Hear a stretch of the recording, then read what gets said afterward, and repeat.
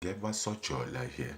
Now, in this video, we'll be looking at the impacts of the Ukraine war, right, on particularly the energy exports and the energy industry. Now, we'll first start with coal, right? Russia and Ukraine are a very prominent supplier of coal. For instance, if we take Ukraine, Ukraine is the number seventh. It's got the seventh biggest coal reserves in the world. And before the war started, it was about the third largest supplier of coal to Europe. So the war has had a bad impact on the supply of coal, right? Now, if I will look at this issue from a South African point of view, a South African perspective, we also have coal. We have so much coal it can last us for about 400 years, right? And the special thing about South African coal is that it's low in sulfur and it's low in phosphorus.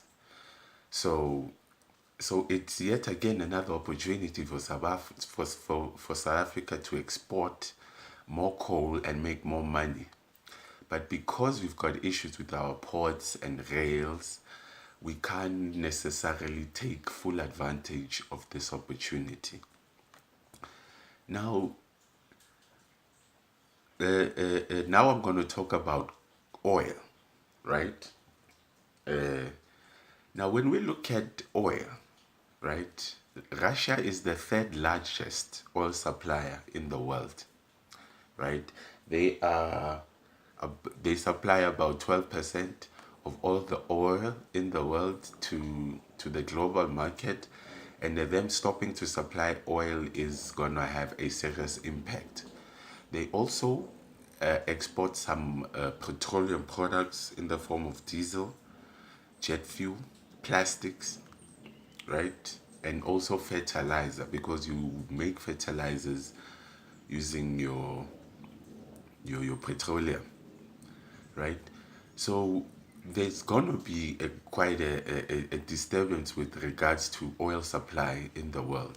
Now, in regards to oil supply and South Africa, South Africa is I wouldn't say they are an oil supplier, but they have the potential to discover oil inside and outside, onshore and offshore, right?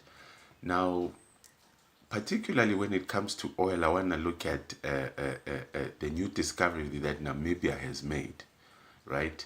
Which turns them basically into an energy exporter and gives them sufficient energy to run their country. So when it comes to oil, basically it's also going to have a bad impact. But when it comes to petroleum products, right? If we come to diesel, diesel was an issue when in the start of the war,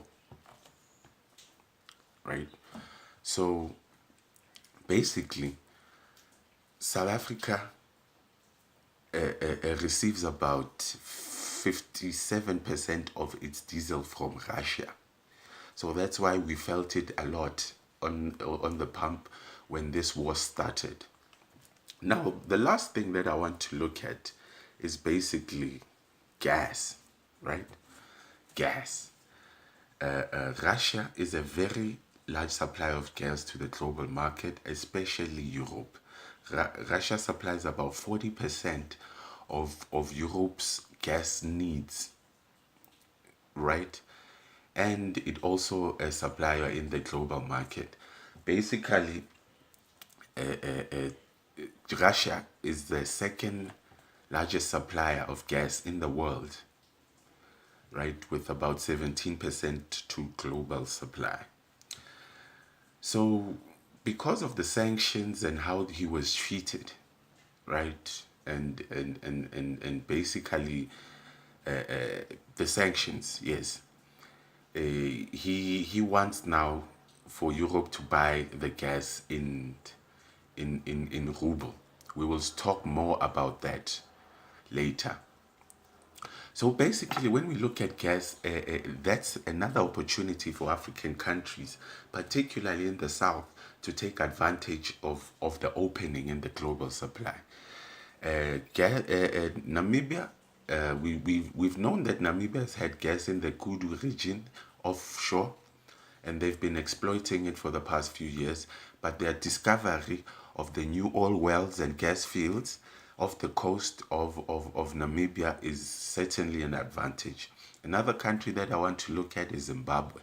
Zimbabwe also has gas, which is about 9 trillion cubic meters, right? So this means that also Zimbabwe is a gas supplier now. They are also exploring and looking for more gas and oil reserves, but we'll have to wait and see how that goes. Right now, when it comes to South Africa and gas, is that South Africa does have gas. It has gas onshore, right? In provinces like Northwest, in provinces like Northern Cape, slightly. Is it no? Free State, not Northwest, Free State. Free State, yeah, we can access this gas in the form of fracking, quite a controversial way of accessing gas, right? And there are opportunities that we can explore off the coast of specifically Eastern Cape, right? There might be a huge gas reserve there, but this has been stopped by greenies. I call them green Pharisees, and this would be a would be a very big problem, right? Because Eastern Cape is a very poverty-stricken province, but particularly when it comes to the war, we need to explore the gas off the coast of Eastern Cape so that we can also be part of an energy exporter, right? Energy now, we import energy, but exploring these gas reserves and oil reserves can make us ultimately a, a, a, a, a, a gas exporter. No, thank you very much.